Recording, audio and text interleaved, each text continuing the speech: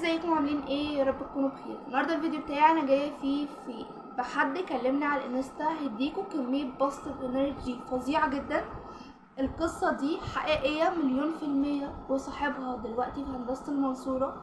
لازم تشوفوها عشان تعرفوا ان العبره مش انت بدأت في اول السنه وانت ما بدأتش في اخر السنه، هو بدأ ليله الامتحان. يلا نبدأ ونشوف احنا هنعمل ايه. بس قبل اي حاجة زي ما اتعودنا كل مرة، ما تنساش تعمل لايك وشير سبسكرايب القناة وتفعل زر الجرس عشان يوصلك كل جديد. وما تنساش تدعي كل الناس تظهر دلوقتي قدامك على الشاشة ان ربنا يوفقهم ويكبر بخاطرهم ويفرحهم وتحققوا احلامكم كلكم باذن الله. وانت كمان ادعي لنفسك ان ربنا يوفقك ويكبر بخاطرك. يلا نبدأ ونشوف احنا هنعمل ايه وهنقول ايه في الفيديو ده.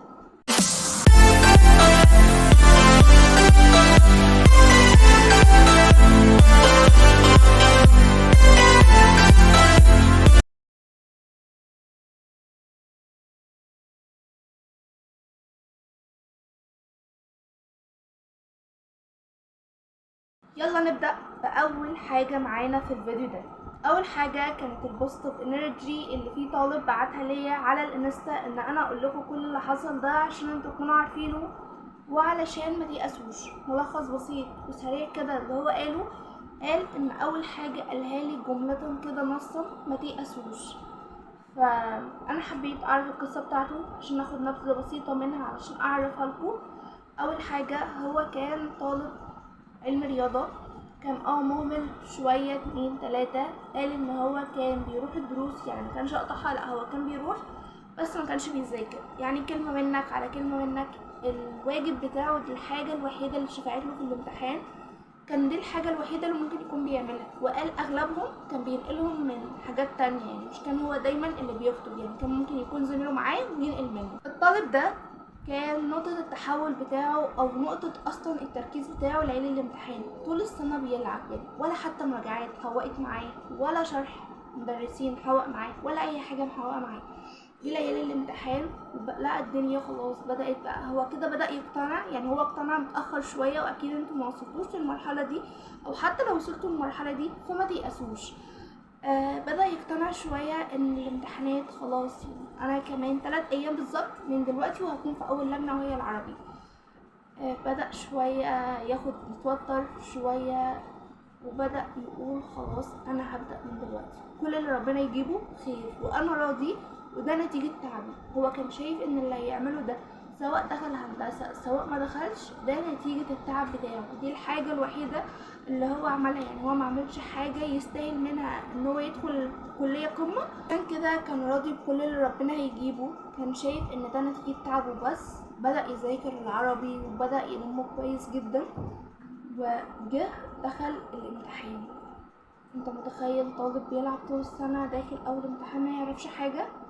قال انا فضلت من تقريبا والله اعلم من 10 دقايق لتلت ساعة مش عارف احط القلم في الورقة، مش فاكر حاجة، مش عارف حاجة، مش عارف احل، ما اتدربتش احل، ما ذاكرتش، ما عملتش اي حاجة تخليني ان انا اعرف احل. قال انا بدأت استرجع الاذكار، بدأت ادعي ربنا كتير ان ربنا دايما هو اللي معايا، وان انا راضي يا رب باي حاجة، بس انا عايز اعدي على الاقل المادة، يعني انا مش عايز اي حاجة، عايز اعدي بس. الطالب ده بيقول ان هو خلاص جه تقريبا عدى حوالي نص ساعة بعد كده بدأ يحل. حاسس ان القلم بيحل لوحده. يعني انتي لو كنتي قاعدة جنبي وانا قلبت الصفحة وقلتيلي انت حليت دي ازاي، انا هقولك انا مش عارف. من درجة اللي هو قال لي انا كنت حاسة ان انا ربنا خلاص قرر ان هو هيكافئني، بس كنت عارف ان انا نص اللي بحله ده غلط، ان انا يوم ما هجيب في المادة دي مش هقفلها، مستحيل مستحيل اقفل العربي. هو كان شايف من 7 المستحيلات ان هو يقفله، ده مادة ما كانش عارف يحل فيها، مش فيها ببركة دعاء الوالدين. قال نيجي بعد كده نستنى بقى على نتيجة العربي اللي هو كان ضايع فيها.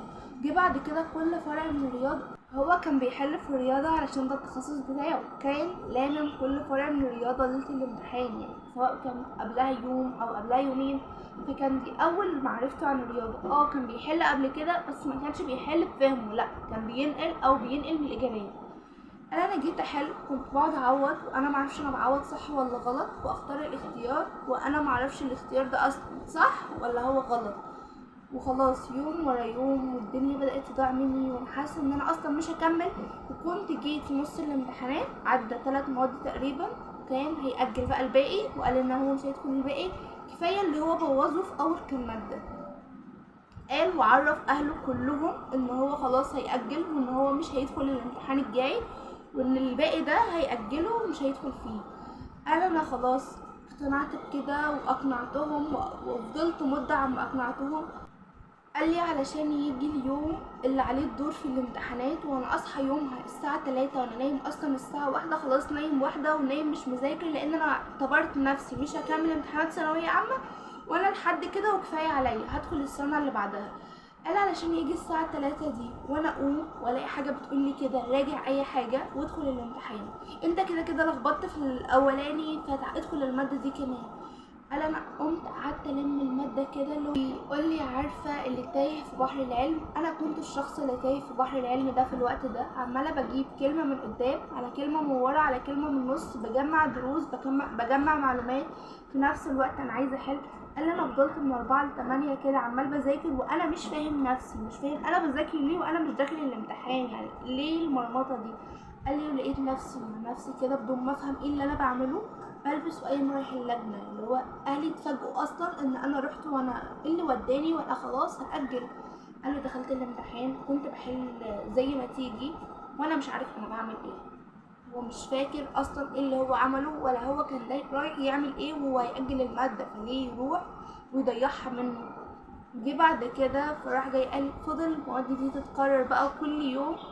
بروح بيبقى نفس الحوار، المادة اللي انا ضيع فيها كنت بروح وبسيبها لله وامر لله وزي ما تيجي تيجي بقى، اللي هو انا مش هقف عند حاجة معينة وهقف عند نقطة معينة وبس، فهو كان سايبها لله.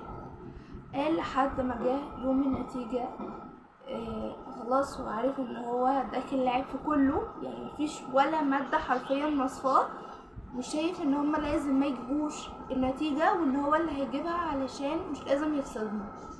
فجي بعد كده قال ان النتيجة لما ظهرت في حد معين جابها له وقالها لباباه، فوالده داخل عليه بداخلة كده اللي هو تقلقك، فهو بيقول له ينفع اللي انت عملته ده، اودي وشي منك فين دلوقتي. قال له انت كنت عارف ان انا مش لازم ادخل السنة دي. قال له انا قلت لك اجل زي ما انت كنت عايز تاجل، ما قلتلكاش ادخل، ما منعتكاش من ان انت تاجل خالص. راح جاي قال له اللي حصل حصل بقى، طب انا شايل، طب انا داخل دور تاني، طب خلاص لو انا داخل دور تاني مش هدخل فيهم وادخل السنه الجايه. راح جاي بابا بصله وقال له انا اول مره اعرف ان انت بقيت راجل ويعتمد عليك، انت لعبت انت ضيعت انت تهت كتير في السنه دي، بس جبتلي النتيجه اللي تفرحنا وتكبر بخاطرنا. انت جايب، هو كان جايب اي ثينك ان هو 96 وشويه او 97، بس هو على طول قال له، ما قالش بقى انت جبت، قال له انا دلوقتي ابو المهندس فلان الفلاني. هو الولا لحظه 2 3 بيدرك الكلام اللي اتقال اصلا.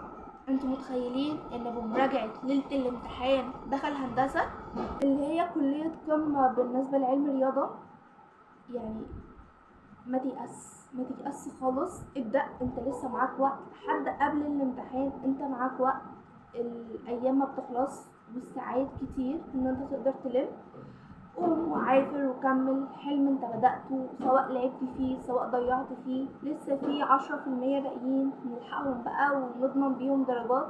احنا داخلين نعمل اللي علينا واللي ربنا عايزه وهيديهولنا هو اللي هيكون، نصيبك مكتوب من يوم ما جيت الدنيا، ايا كان لعبت خرجت رحت جيت، انت النصيب بتاعك هتاخده. فهو مجرد بس اجتهاد، ويمكن شوية الاجتهاد الصغيرين اللي انت تجتهدهم دول ربنا يكافئك بيهم بكلية قمة.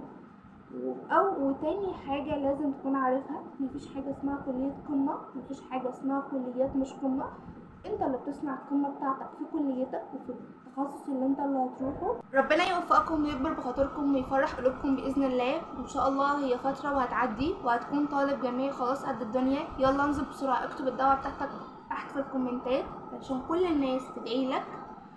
أقول قولي هذا وأستغفر الله لي ولكم، والسلام عليكم ورحمة الله وبركاته.